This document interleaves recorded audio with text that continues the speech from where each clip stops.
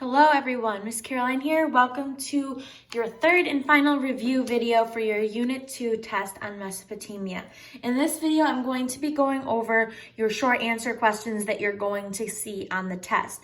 Remember, you're going to be presented with all 5. You only need to answer 3, and if you answer the other 2, I believe you'll be getting some extra credit. So the first question is, how did the Sumerians link religion and government?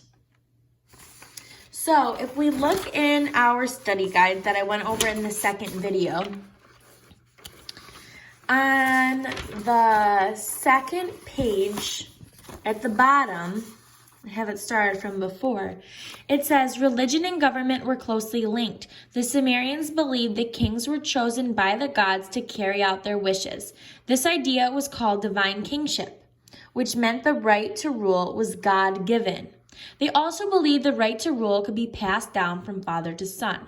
These ideas had a huge impact on future civilizations. In Sumer, there was also a class system. All right, so this stuff right here is all stuff that you could put for number 1. In this video, Miss Eggleston gave you guys like a very thorough answer here. We can look at it, what she wrote. I'm going to give you the simple, like the root of what you need to get credit for this question, okay? So Miss Eggleston said, the Sumerians believed in divine kingship. This meant that the gods chose their kings to carry out the gods' wishes. So if you forget divine kingship, as long as you put that the Sumerians believe that the gods picked the kings, you'll be all set. So for that first one, what I'm going to write is the Sumerians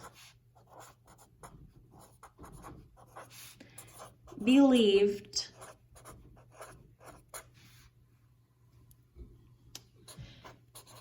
that the gods picked their kings. And if you do remember divine kingship, that would be great. So I'm going to add like the extra stuff you could add in green.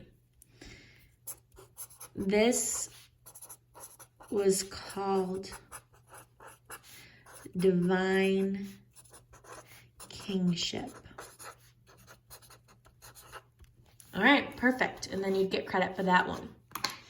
Number 2. How did the invention of writing affect Sumerian society? So if we go back to our review packets again,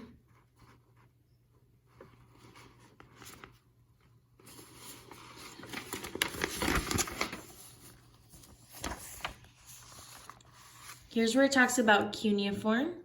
That was their writing. And many of the tablets have been decoded, and cuneiform was found to be used to record business dealings, medical texts, law codes, arguments, debates, and literature. So all this right here.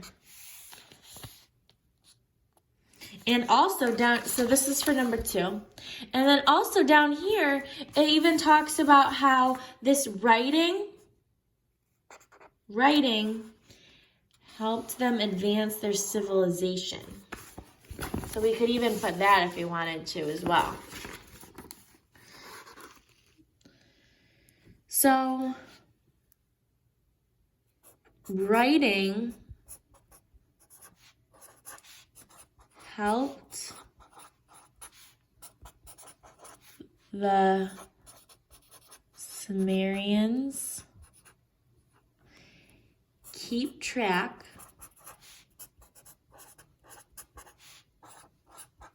of business deals,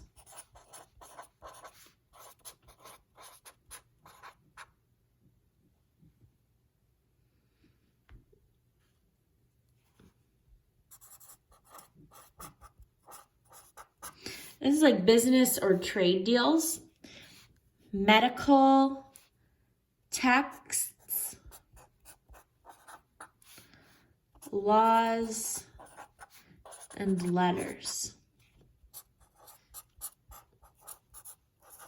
And if you wanted, you could add in the other things that Miss Eggleston wrote. They could also keep records of the exchange of goods, literature, medical texts, law codes, letters, and wise sayings. All of those things. So whatever you remember, if you don't remember them all, that's okay. Just get something down to show what they kept, what they used writing for. Remember, we could also say it also helped advance their society.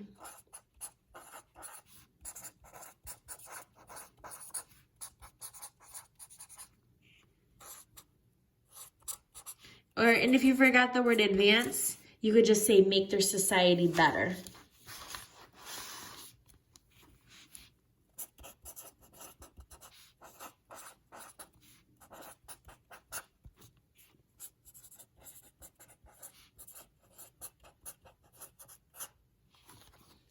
All right.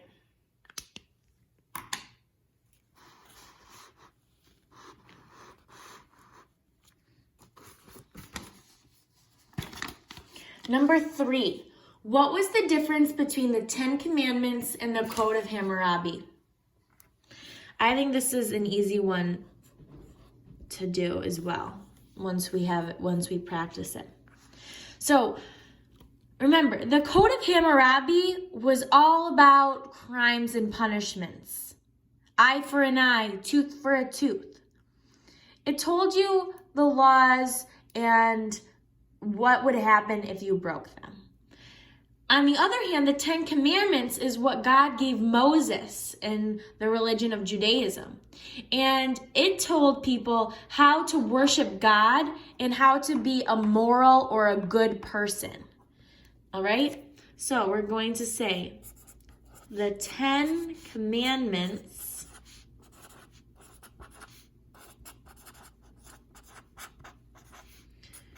told people how to pray to God and how to be a good, I'm going to say good person because I think it's just easier to remember, but remember the word here, it's moral. But if you forget that, I'm just showing you the very simple way to say it if you forget some of these new words. So the 10 Commandments told people how to pray, or the other word for that is worship God, and how to be a good moral person, how to do the right thing. What would be the good thing in God's eyes? That's what the 10 Commandments was. On the other hand, the Code of Hammurabi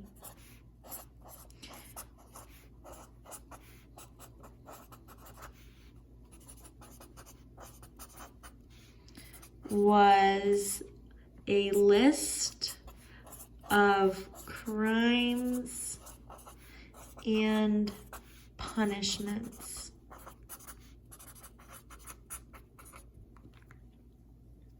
So this one I like because all you have to do is write one sentence about the 10 Commandments saying what they were and one sentence about the Code of Hammurabi and what that was. And then you're done and you answer that question.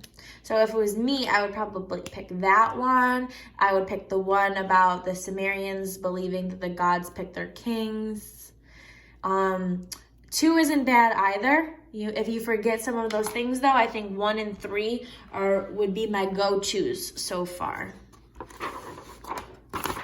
All right, let's bang out these last 2.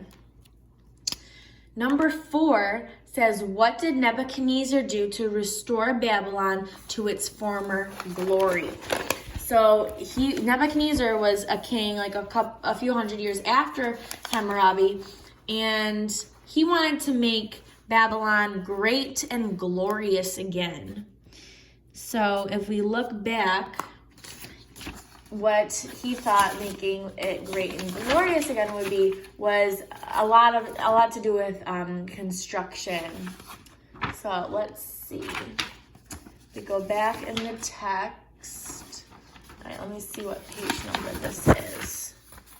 So 1, 2, 3. So the back of the third page, it says, after 627 BC, Babylon began to again expand its influence and wealth. In 605 BC, Nebuchadnezzar was king of Babylon. He ordered massive or giant building projects to make Babylon great and glorious again. He built walls to protect the great temples of Babylon. He also finished building the great ziggurat. All right. So,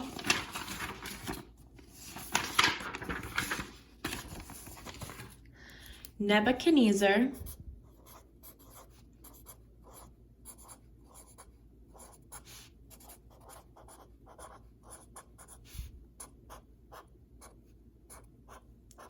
started big building projects. All right? Even if that's all you remember, you'd still get some credit for that. So what he did, though, what he built were ziggurats, walls, and walls to protect the temples. He built ziggurats and walls to help protect the temples.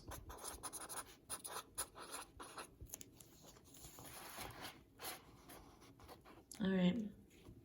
And our last one here. Why was farming a challenge in Mesopotamia? How did the people overcome it?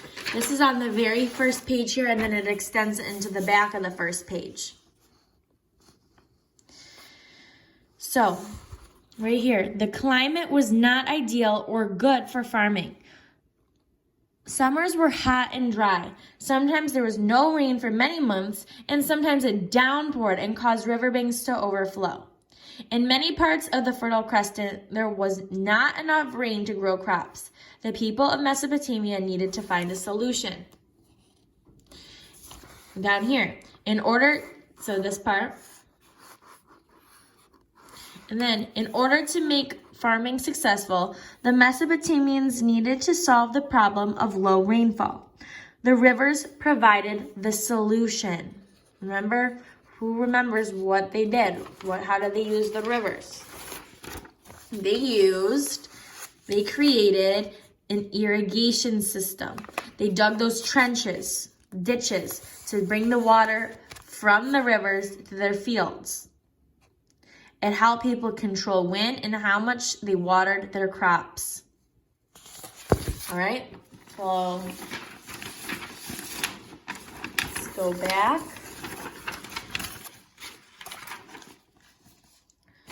So, farming was hard in Mesopotamia. Farming was hard because it did not rain a lot.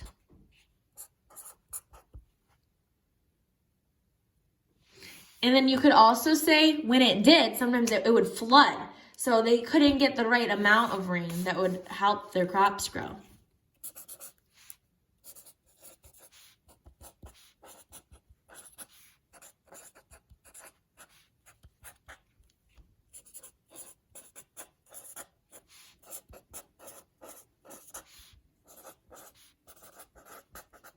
Okay, so that's like an optional part to add if you remember it.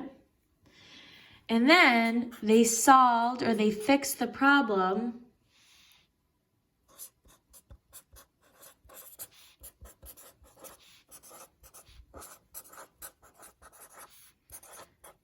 by building irrigation systems.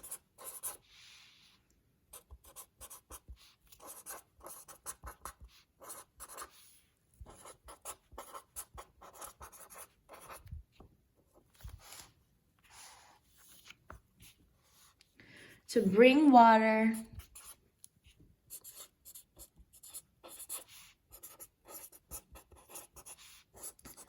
from the rivers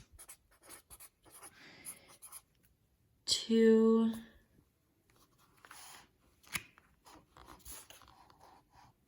their fields.